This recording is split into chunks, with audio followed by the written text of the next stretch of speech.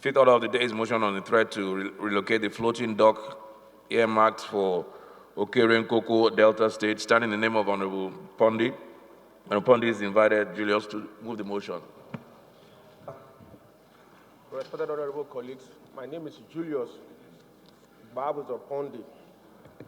I represent the very wonderful people of the Federal Constituency, Mr. Speaker. In Zonkeme, I'm from Delta State. Threat to relocate the floating dock earmarked for Okerenk, Delta State.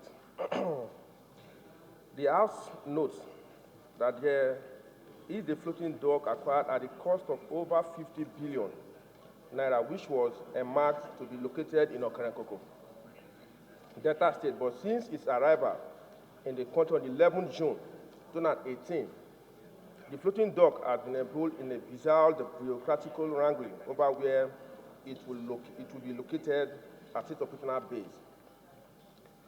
Also note that the turn of events surrounding the location of the floating dock arose from high-level manipulation designed to remove it from where it was originally intended to be located before it was even purchased by the Nigerian Maritime Administration and Safety Agency in E-Nass. The House recalled that the Okerenk floating dock project was duly considered and approved by the Federal Executive Council at its 37th meeting on October 23, 2013. And the approval was conveyed to the Ministry of Transport on 29 October 2013. Also recall that the entire project was in two phases, involving the construction of shipbuilding facility and dockyard at Okerenk, Delta State, maritime equipment and structure, ancillary buildings and electromechanical work and facilities, as well as civil and infrastructural works. The House further notes that since its arrival in Nigeria about 2 years ago, the dock has remained in a storage berthing space, which according to the E-Nass, is currently gulping $30,000 per day, which translates to $10,440 million per year, which stands at approximately $4 billion per year in demurrage charges.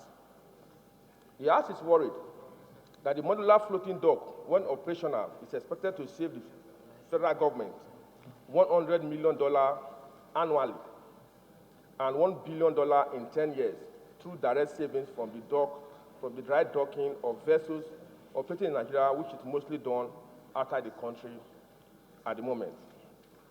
The House is also worried that the floating dockyard, which was designed by its manufacturer based on agreed specification and with Okerenk at its agreed permanent operational site, has now been lying idle at the naval dockyard in Lagos for no plausible justification other than desperate attempts to deprive away Delta State from hosting the facility at Okerenk.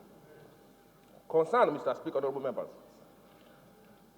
about attempt to review a decision that had been made on the location of the floating dock through desperate claims and counterclaims of the existence of fresh surveys and the claim being made by E-Nass about security concerns in the Niger Delta as the reason to move the floating dockyard away from Delta State, when in fact other regions of the country are also being tormented by even more scary and dangerous insecurity.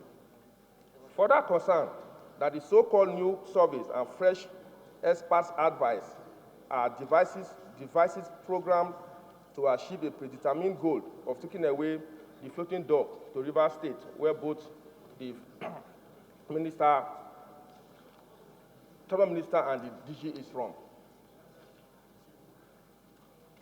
Aid from Parliament should not be privy to subtle manipulation in the execution of public policies that had been settled long before the tenure of the both Minister and DG.